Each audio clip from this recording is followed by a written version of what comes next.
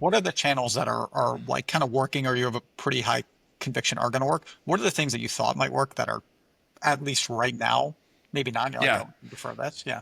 Yeah, I mean, we're early. We are tapping into our network. I would say like one of the most probably underappreciated ways to just get new business and get referrals early on is just through existing customers.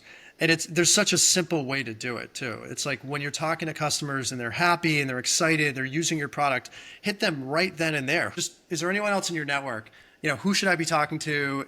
And you want to do it early when they're on a high and they're really excited about the potential. Sean, my biggest bugaboo, where it's like people are uncomfortable because you're still asking for something. Yeah. Like at the end of this, we're gonna have a minute where like, who should I talk to? I'm just gonna immediately ask for more stuff if this was good. You know what I mean? Yeah, that was fun. If Yeah, you're like, yeah, this was shit, then I'm not gonna As ask you you for should. anything. yeah, That's a great piece of yeah. advice.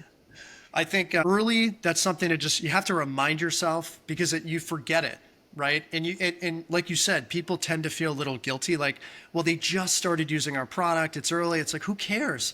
What's the worst that's going to happen? They're going to be like, I don't know anyone. Okay, move on. But like, if you just build that DNA into everybody that's customer facing, it doesn't have to be just the founder or the AE. It should be people like CSMs, support reps, anyone that's interfacing with the customer. When you get them to a point where they are a fan, ask them for referrals. And you'll be amazed how quickly they're willing to just be like, yeah, I have a friend who runs marketing at a similar brand. Let me do an email. I didn't even think of that.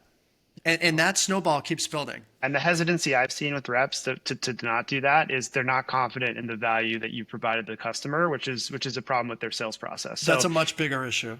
yeah, exactly. So if the rep isn't confident that what they just sold to the client is going to provide value and is a meaningful plus for their business, they're not going to ask that referral question because they're scared, quite frankly, or they don't understand it.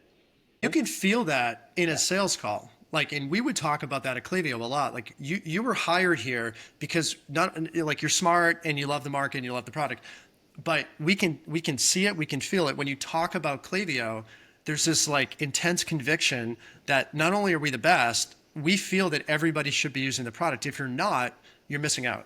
And that comes through very quickly. You can tell it's just a rep that's trying to hit a quota that knows the product but doesn't really believe in it, or are they like convincing me to think differently? And you have to, in the early days, you really have to do that. You're getting people to take a risk on you and change their thinking a little bit.